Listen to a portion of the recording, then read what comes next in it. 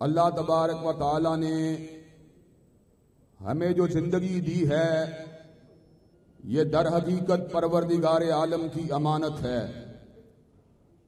अल्लाह तबारक व तआला की ज़ात, उसकी बंदगी, उसके दीन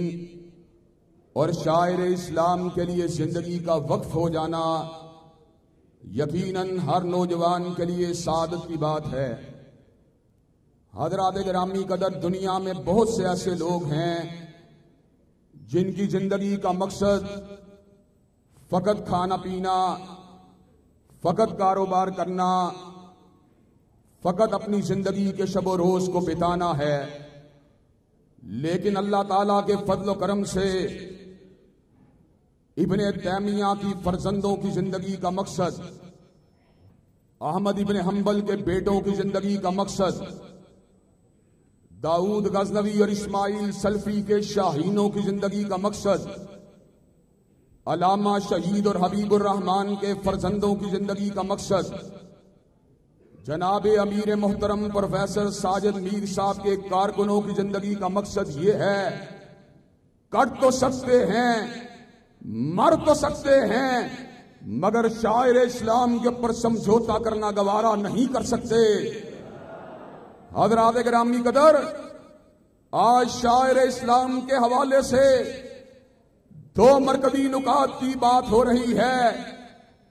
एक हजरत रसूलुल्लाह की ज़ात कदस के दो पहलुओं की बात,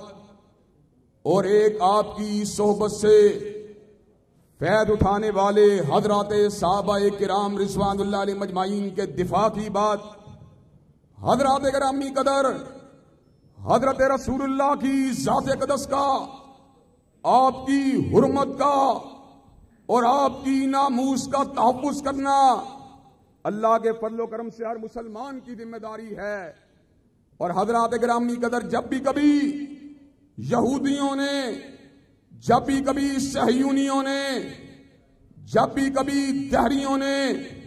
हजरत रसूलुल्लाह की नामूस पे हमला किया, अल्लाह के फजल करम से आलुल हदीस के फर्जंद सरों पे कफन बांधकर मैदान अमल में निकल आए। हजरात गिरामी कदर, मसला गीट बिल्डर्स का हो, मसला चार्ली हेब्डो का हो, मसला सलमान रुश्दी का हो,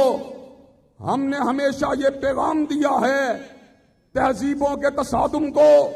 रोकने की एक ही सूरत है